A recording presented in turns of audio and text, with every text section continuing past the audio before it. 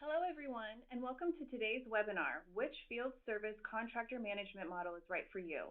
Brought to you by Technology Services Industry Association and sponsored by ServiceMax from GE Digital. My name's Jana Turley, and I'll be your moderator for today. Before we get started, I'd like to go over a few housekeeping items. Today's webinar will be recorded, and a link to that recording will be sent to you within 24 hours via email. Audio will be delivered via streaming. All attendees will be in listen-only mode, and your webinar controls, including volume, are found below the presenter headshot window. We encourage your comments and questions. If you think of a question for the presenters at any point, please submit through the Ask a Question box on the bottom left side of the webinar player, and we'll hold those for the Q&A portion at the end of today's session. Lastly, feel free to enlarge the slides to full screen at any time by selecting the full screen button, which will appear on the top right corner of the slide player. I would now like to introduce our presenters for today: John Ragsdale, Distinguished Vice President of Service Technology Research for TSIA, Katarina Streeter, Senior Product Marketing Manager for ServiceMax, and Ian Clements, Solution Architect for ServiceMax. As with all of our TSIA webinars, we do have a lot of exciting content to cover within the next 45 minutes, so let's jump right in and get started. John, over to you. Thank you, Jana. Hello, everyone, and welcome to today's webinar. We have been getting a lot of inquiries from members lately about outsourcing field service and the various models to use to do that. And when we were starting to prep for this webinar, Katarina came to us and said she had been doing research on this topic and was interested in doing the webinar around that. And we were very, very pleased because it was great timing for us. We've been doing some survey work in partnership with ServiceMax, and we have some data we're going to be showing you today. So today's agenda is I am going to open with an overview of why the market is so interested in outsourcing and the drivers behind this. Then we're going to hear from Katarina the 4 specific contractor models that she has found ServiceMax customers using, and she has some real-world examples of how that is working in companies today. And then Ian is going to look at the technology side and let us understand how technology for automation can help enable this process and streamline this process. So let me jump in with my few opening slides. There are a number of drivers for outsourcing in field service, and a lot of that is around the location of the customer. And I live in Silicon Valley, the awful lot of tech companies centered here, but you often will find that you have a customer in a particular region of the US or maybe even in a country where you don't have a lot of customers nearby, and it doesn't make sense to have a full-time staff member living in that area, and the cost to put someone on a plane and fly them on site at the last minute can be incredibly expensive and probably will not meet the service level agreements that you have in place.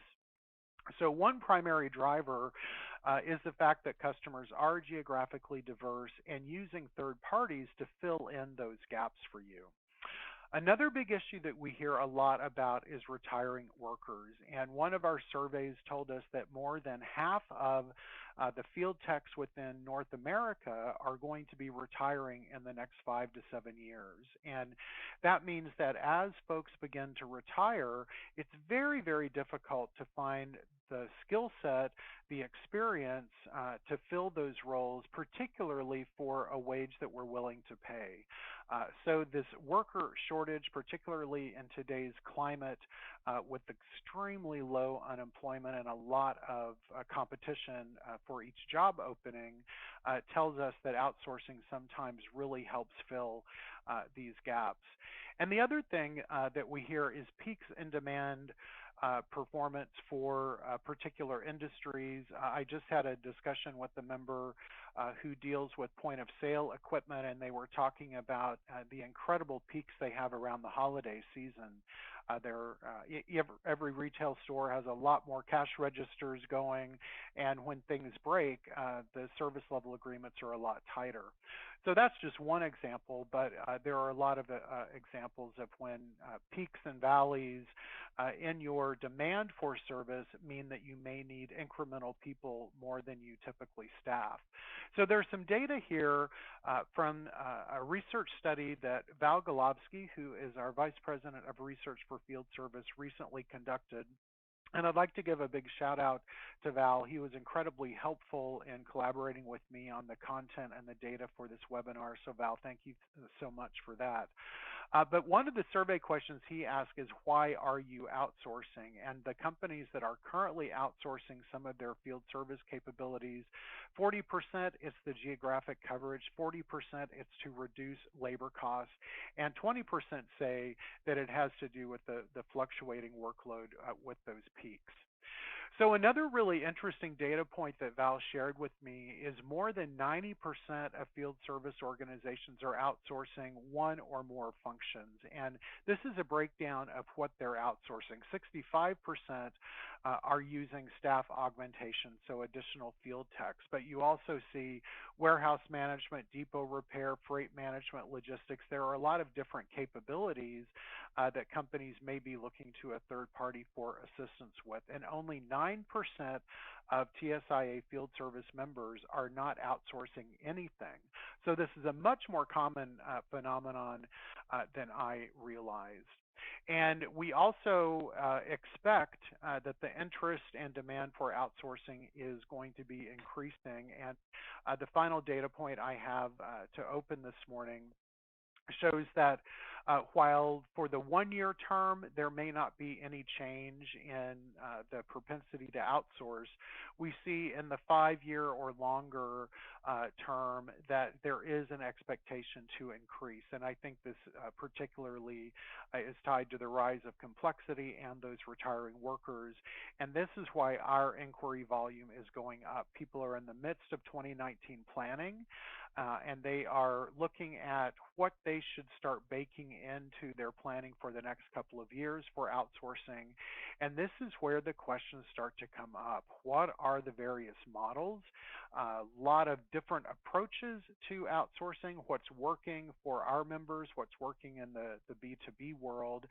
And so for that, I would like to turn things over to our first guest speaker today. Katarina Streeter is the Senior Product Marketing Manager for ServiceMax. Katarina, take it away.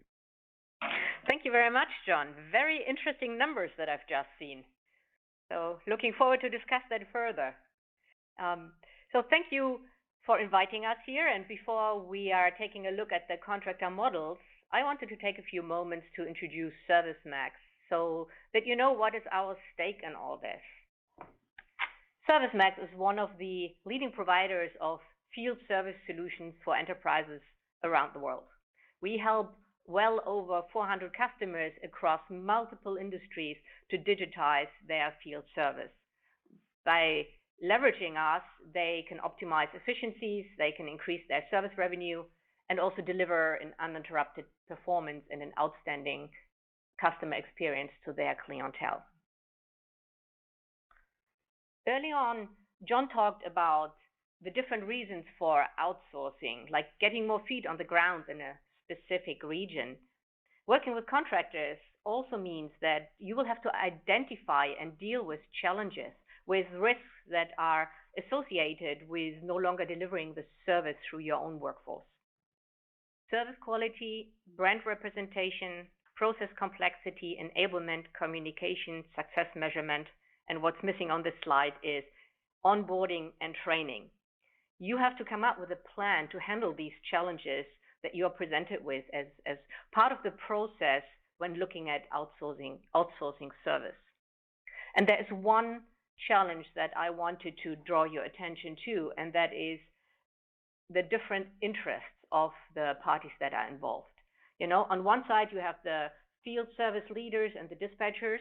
Their requirements and their concerns are different from the ones on the contractor side. Field service leaders are interested in customer satisfaction, in their company's reputation, amongst other things. Dispatchers have more immediate interests. You know, it's the efficient management of internal and external resources or how to reduce the response times. Partners, they want everything to be easy, which translates for them into more productivity and more service revenue, so to say. They want an easy way for onboarding, data capturing, work order handling, or consuming information. They want repeat jobs and get paid quickly.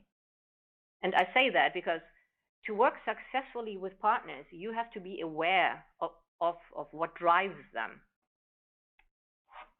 And that brings us to our first model that we are calling the company assign model, whereby you assign work orders to a contractor company or contractor companies.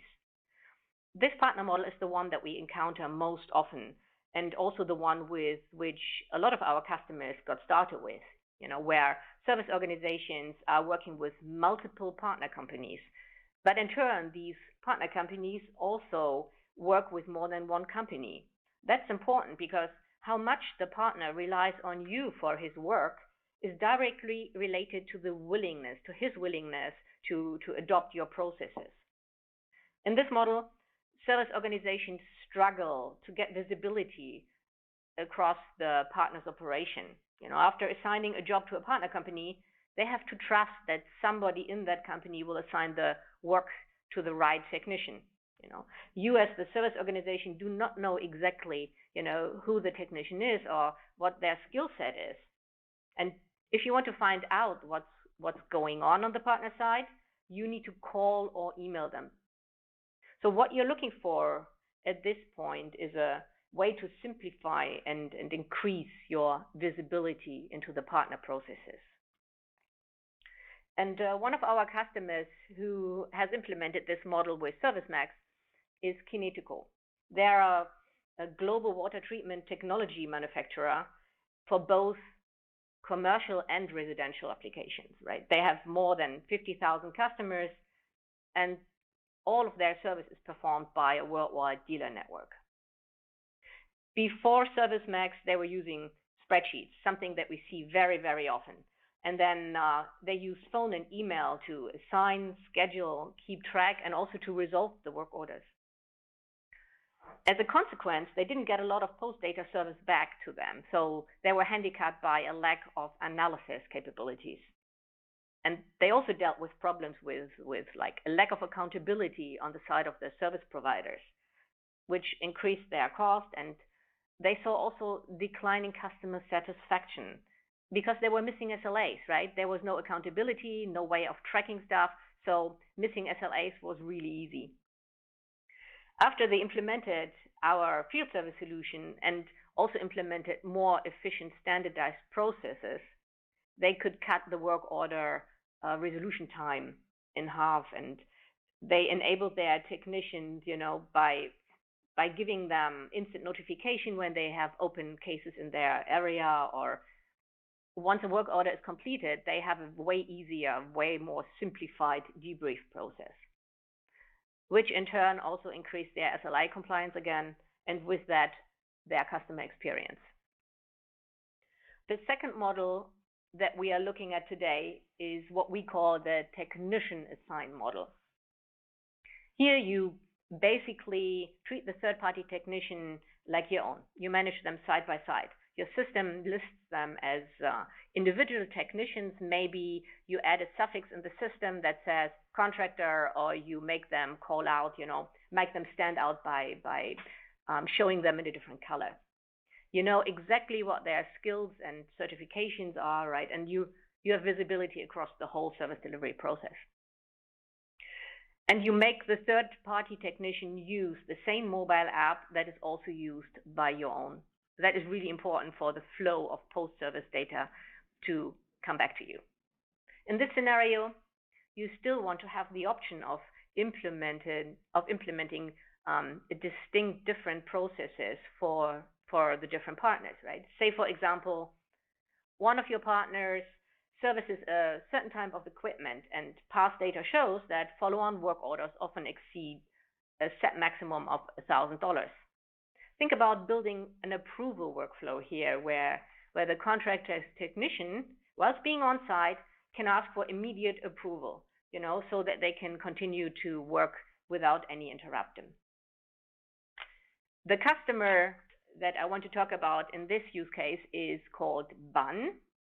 BUN is a rapidly growing global manufacturer of commercial and residential beverage equipment.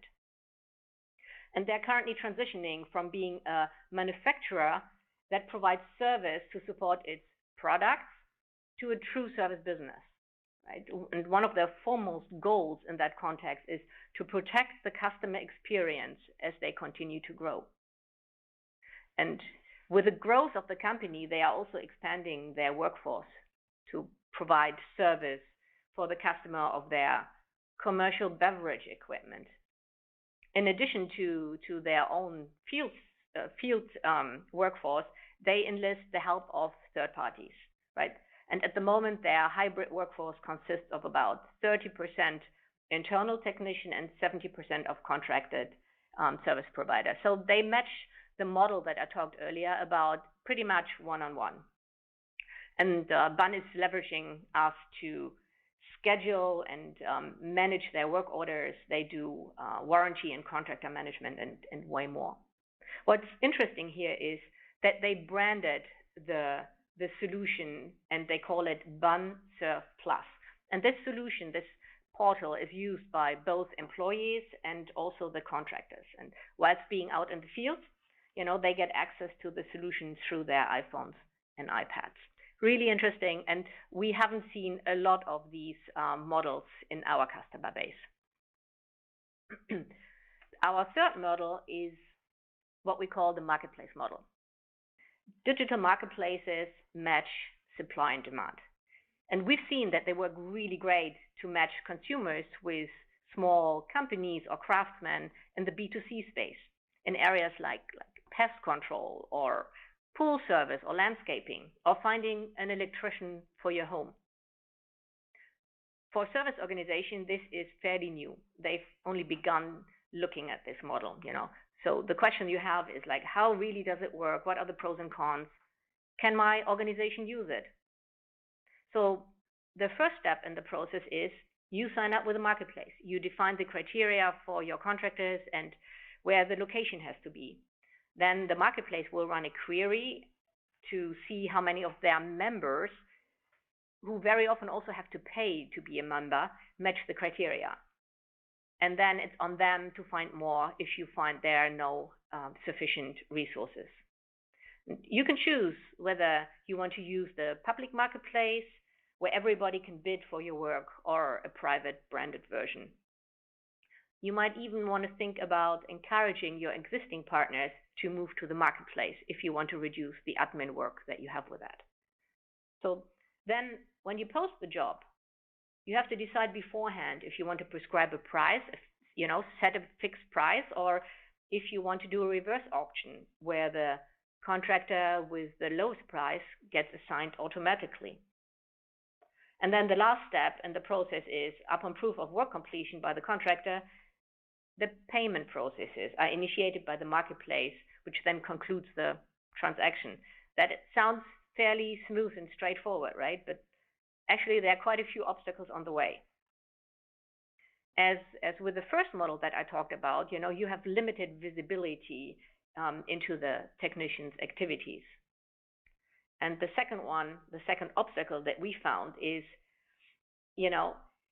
by putting a marketplace between you and your customers, you have a lesser degree of control, over your brand, over the customer experience.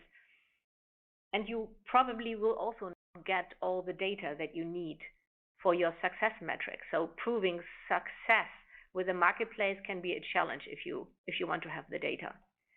And last not least, you need to take a look how the marketplace provider handles the payment processes.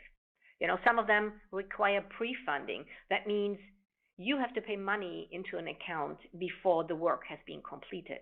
But of course, none of these obstacles is insurmountable, right? It's a decision whether you want to go down that route and, what are the benefits for you. And we have not seen many implementations of this marketplace model yet, I have to say. One example is a manufacturer of consumer appliances. They sell their products worldwide under different brands. It's home, kitchen, and laundry appliances. And to service their appliances, they use a huge partner network with a lot of small businesses. I'm calling out 15,000 here, but the reality is they have more than 21,000 partners that they're working with.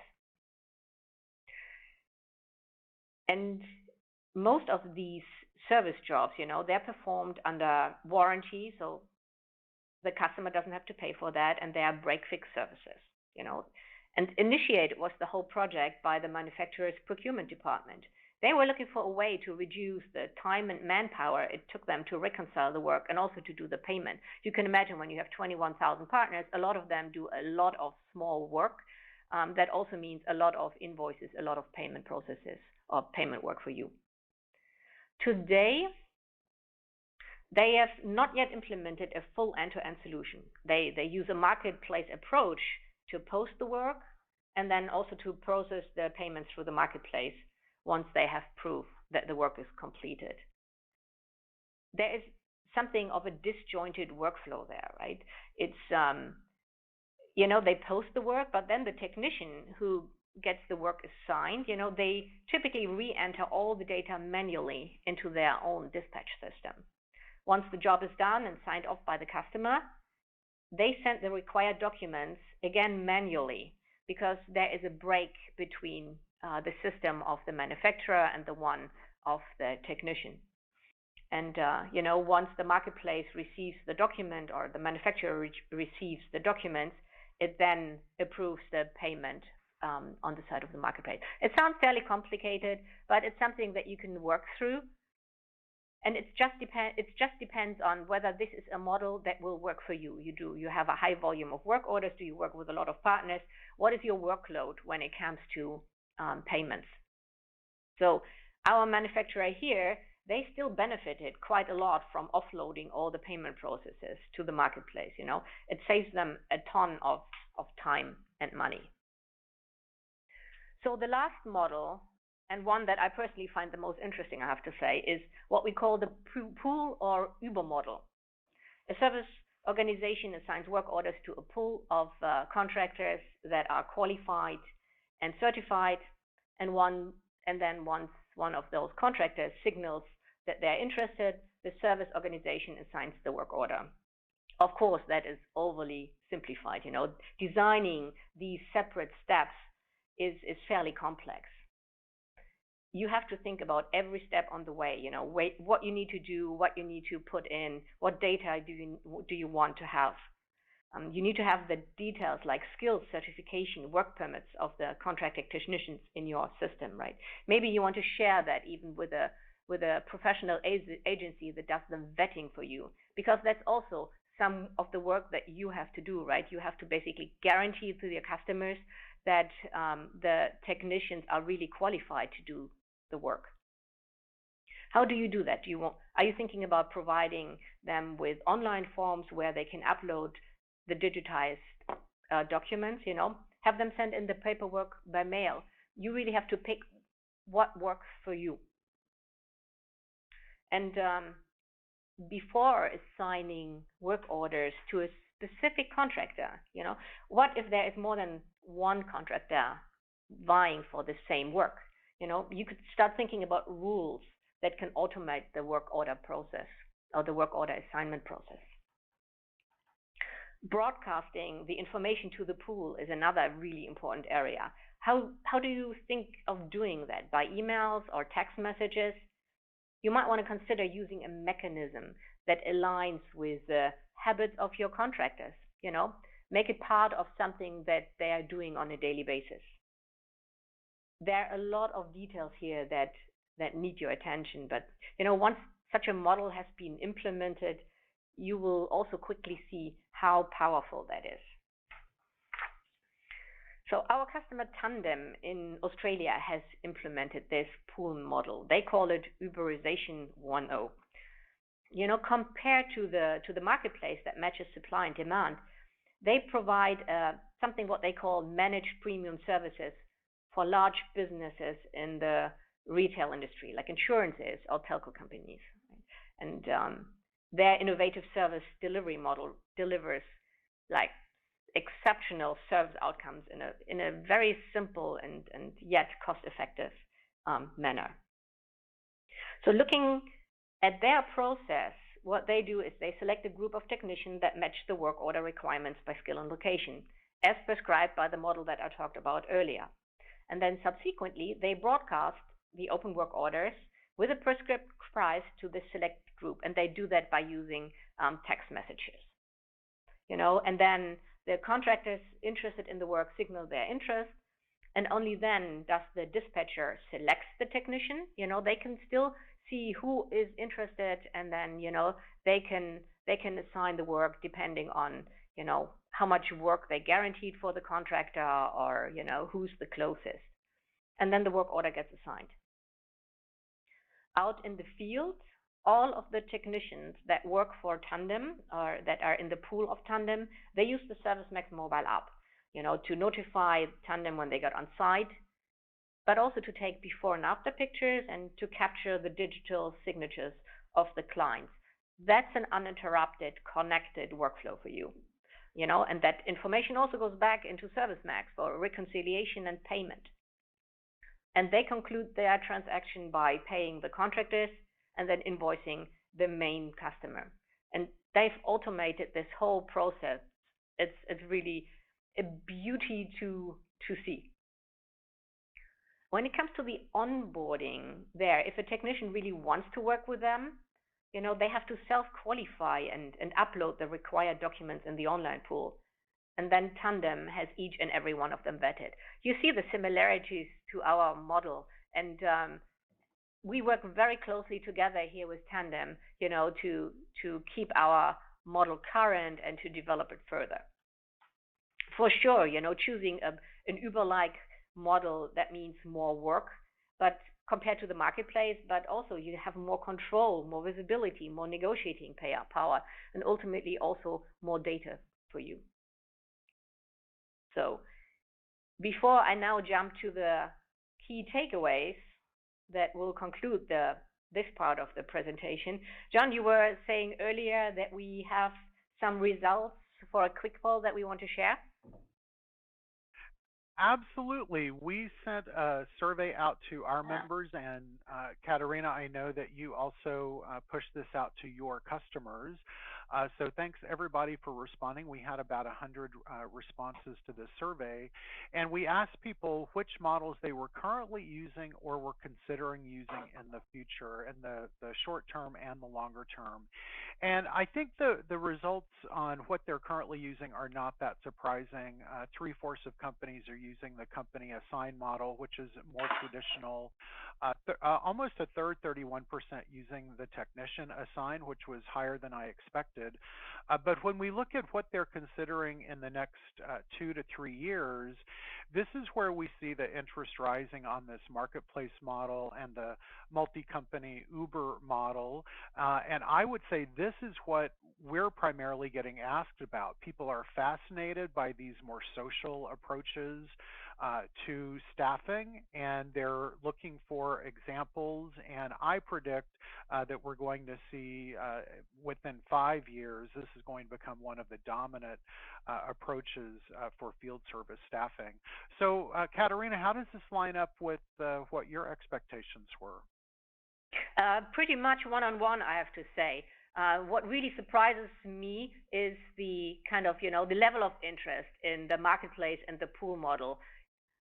I'm really amazed to see that, and I'm not contradicting you there at all. I do believe that is the direction that we will go down.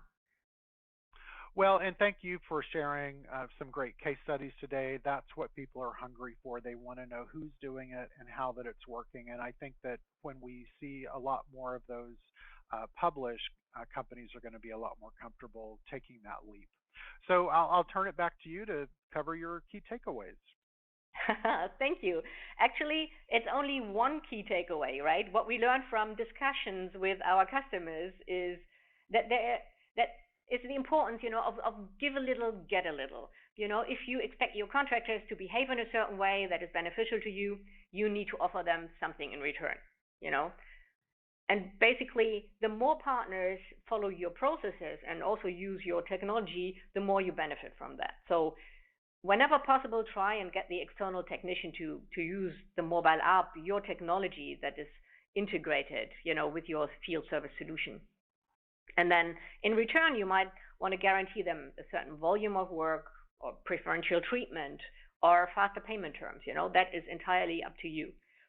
Of course, there are other crucial elements, but I think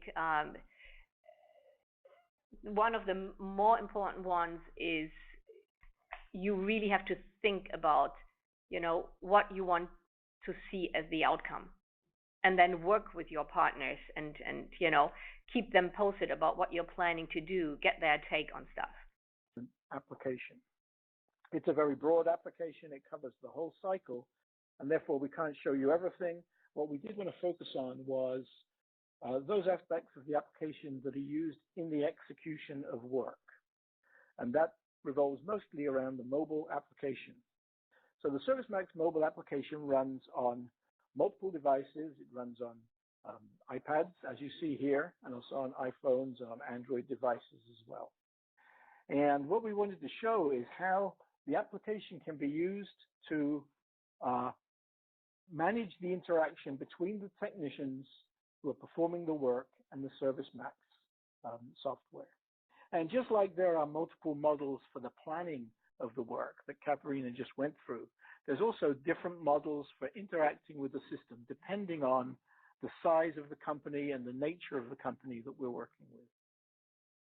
So the first view that we're looking at is for an individual service provider. Let's imagine that I'm a one-man show, a journeyman, a freelance service provider, and I get work from one or more service companies that are using ServiceMax to plan and schedule the work. When I log into my mobile device, I see a view, I see this view, the calendar view that shows for a particular day the work orders that I've received and the period of time that they are scheduled to take place. So in this scenario, the equipment operator is not only assigning the work to me as a third-party service provider, but is also scheduling the work to be done at a particular time. This may be because an appointment has been made with the customer, or there are reasons why the equipment will only be available at certain periods of time, and that's when I'm going to go there to do the work. So the user interface is quite straightforward. You can see the rectangles here represent the work, and the colors represent the urgency, and the little clock in the top left-hand corner there indicates that a specific period of time has been committed to. If I wanted to work on a particular order, I would simply tap on it, and I get to this screen that shows me the details of this piece of work. It shows me, for example, the serial number of the equipment that I'm going to work on. It shows me the description of it. And if I drill in a little bit to this, I can see details about the entitlements, the contract that exists for this piece of equipment, which will tell me whether it's billable to the customer or billable to the operator, or whether, and also what the terms are in terms of discounts and the rate that I can charge for this piece of work. The user interface is very straightforward. The work comes to me, and on the actions menu here, it controls the activities that I can take against this piece of work. So if I tap on actions, you can see there are a series of navigational tools that will let me get to other pieces of the application and also progress the job through a series of statuses. So this piece of work has already been assigned to me, and I've already accepted it. And that's why those two are grayed out. So the next thing I can report is start job. If I tap there, I get the opportunity to explain the kind of work that I'm going to do and hit save. And that transitions the status of the job to a work in progress status. So by updating the system, you'll notice it's now sent that data back to the server so that the equipment operator knows that I've started work on this.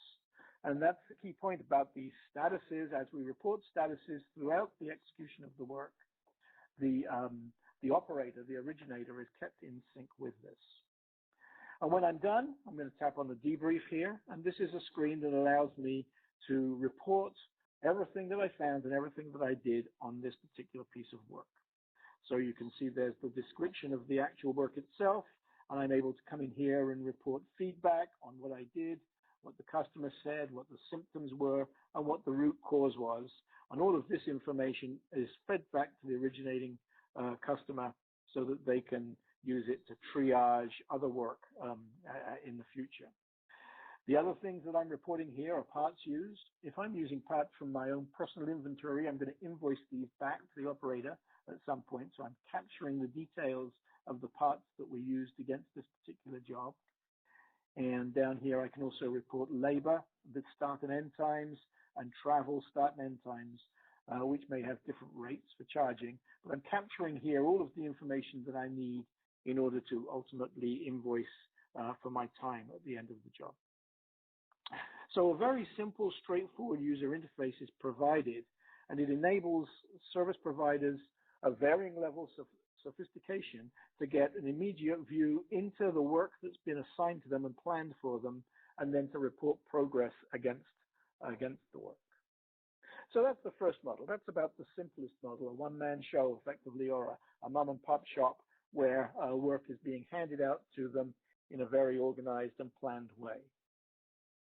The next model we wanted to discuss is a small business. This will be an entrepreneur, an individual who has a handful of people working for them. Let's say it's less than 12 people who are his employees and who are out performing work on his behalf. So the work is assigned to the company, and it's up to the individual company owner to decide which of his employees are going to do the work. And here I'll tap on this Explore button, and I'm going to go into what we call supervisor mode. And the idea here is that I'm supervising the activities of a number of people. So you can see here I've got these three options: my employees work, and unassigned work orders. And if I tap on my employees, I can see the 4 people here that I have working for me, and I've got contact information about them, and I can get other details about the individuals as well. If they have different skill sets and I want to keep track of that, I can record that information there. And because we're using the system to manage these people, even though I'm a small business, I can still get visibility into performance of my workforce. So as they report progress against their work, I can capture that information, and I can see here, for example, what this person's on-site response time was and what it was in previous years. So I've got some visibility into how they're performing against their previous activities. Now, let me go back to the list of views that I have as the supervisor or as a small business. I can also see what my employees are working on. So my employees work there. Just if I tap that, shows me all of the work orders that are currently assigned to people on my staff. Actually, if I reset the filter here, I'll show everybody. So this is everybody: Jim, Michelle, and Stacy. And I can, as that was showing, I can search into this to filter it down and see just certain individuals. There we go, Stacy. So this is, and I can go tap on any one of these and see all of the details of the work that my people are performing in the field, and I can actually report on their behalf. So if somebody called up and says, you know, I've broken my laptop or I've broken my tablet, I can then go ahead and report activity against the work order on their behalf in order to complete it with my customer. And then the third view that I have is work that's not yet assigned. And this one's interesting because in our typical model, this is work that's been handed over to the small entrepreneur in order for him to get it done, him or her to achieve that work by handing it out to the employees of the company. But as Katharina explained earlier on, this could be also a marketplace. This needn't be work that's just handed out to me. This might be work that Good Samaritan Hospital is making available to the whole community of service providers. And then we are all seeing this when I take one of these work orders and select the action of assign. What I'm doing is taking that work order out of the pool so that it's now unavailable for other service providers to perform. And I've got it and I've assigned it to Michelle, and now we're going to do it. So this is our first view, if you like, of the marketplace model of planning the work.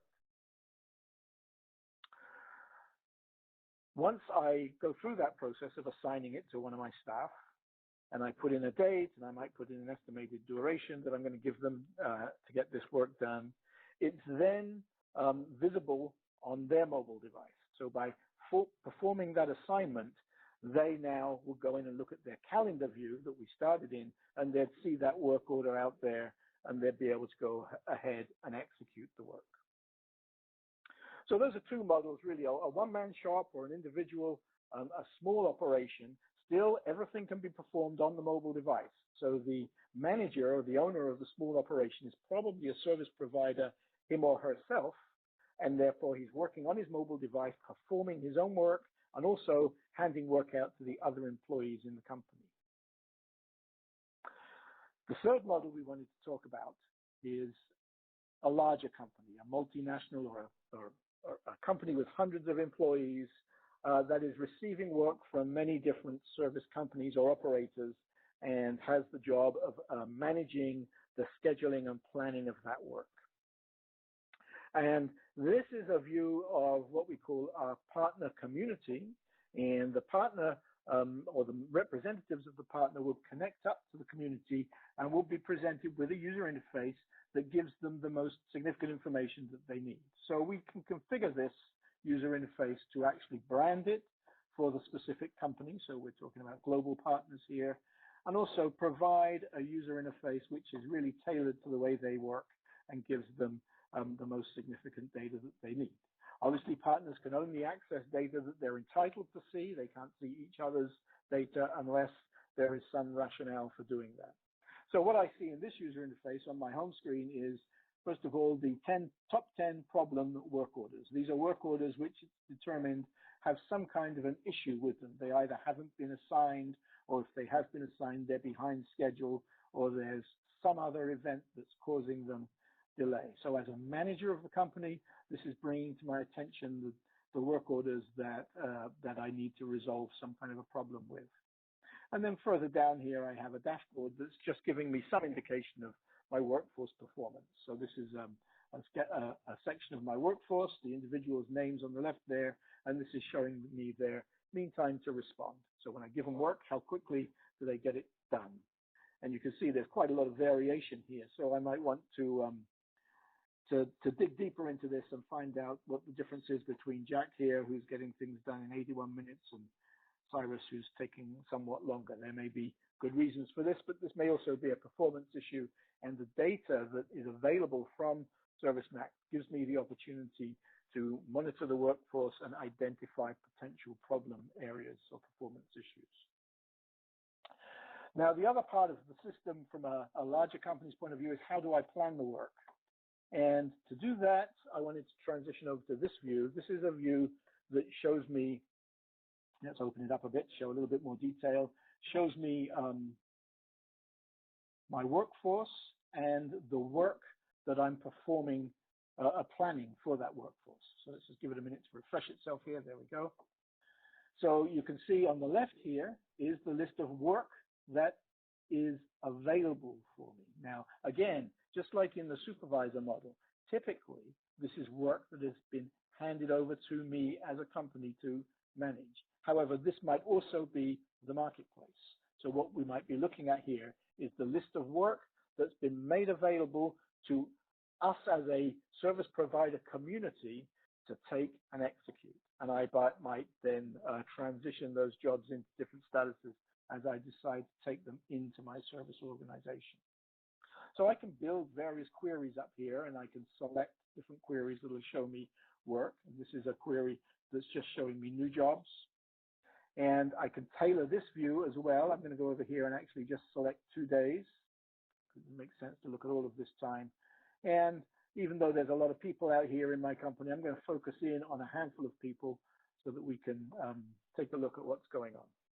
So what we've got on this part of the board is the list of resources. And resources are usually individuals, but they could also be crews. And a crew is really just 2 or more people who work together. One of them is designated as the leader.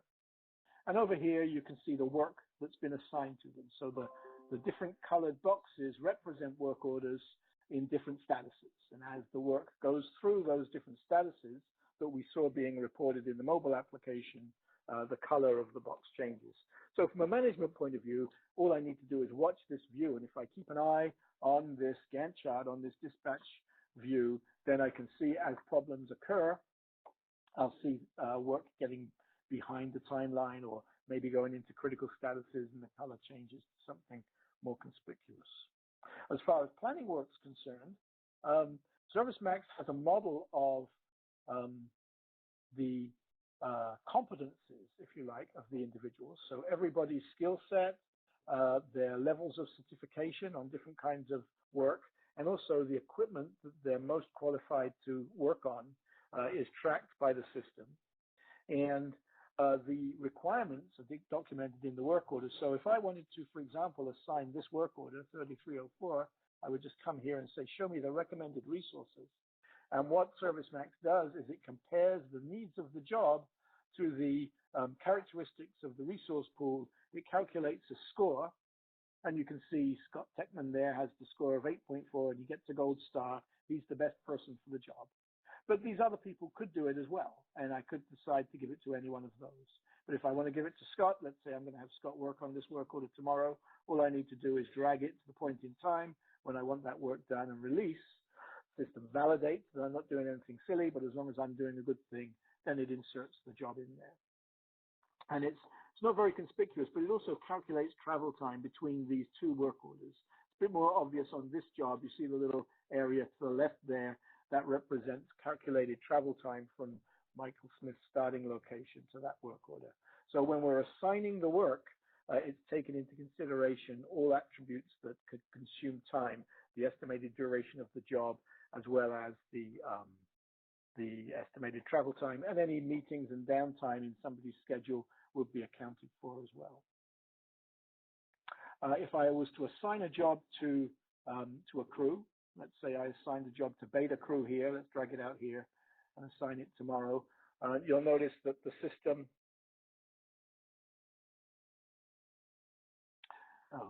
did I choose one that was already, I might have chosen one that was already assigned to someone. Let's drag that down here and see if I get that message again, and if not, there we go.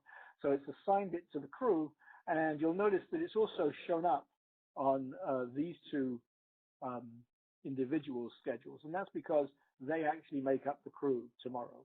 So tomorrow, beta crew is made up of Stacy and Michael, and whenever I assign a job to beta crew, I'm also assigning it to those two. So let's go back to the portal view that we were in before and just take a look at one other aspect of the system. By capturing all of this data, we talked a little bit earlier about some of the information that we can gather. And the whole goal of capturing the data is enabling us to manage our business better. So we manage, number one, our workforce, but we also manage our relationship with the customer and with the equipment operator that's handing the work to us. And you'll see that I do have various reports available here. I can see, for example, of my customers, which ones are giving me the most emergency work orders. Are those ones that I'm making more money out of? And I can drill into that high scorer, and see more detail behind that. So this shows me the distribution of high work orders across the customer base. And down at the bottom, I've got the actual work orders themselves, so I can see historically what was going on there. I can at any time drill into my list of work orders here. You can see that I have all of the history of work that I've ever performed for these customers, and I can design my own queries in order to dive deeper into that. The end result being that I'm managing the workforce and the work. I'm managing my relationship with the equipment operators in a way that encourages them to give me more work and enhances the relationship between the two companies. So that's all I was going to show here. Now back to you, Katharina, for the questions and answers. Thank you very much, Ian. So we just decided here also for the sake of timekeeping, I think we've come to the end of our presentation, so thank you very much. And I believe next up is the Q&A part that is run by Jana. Jana? Yes, thank you, Katrina, for that handoff, and thank you, Ian, for that live demo. That was very informative, and also John for providing all that great data and insight. So before we jump into Q&A, we do have a couple minutes to answer a couple questions.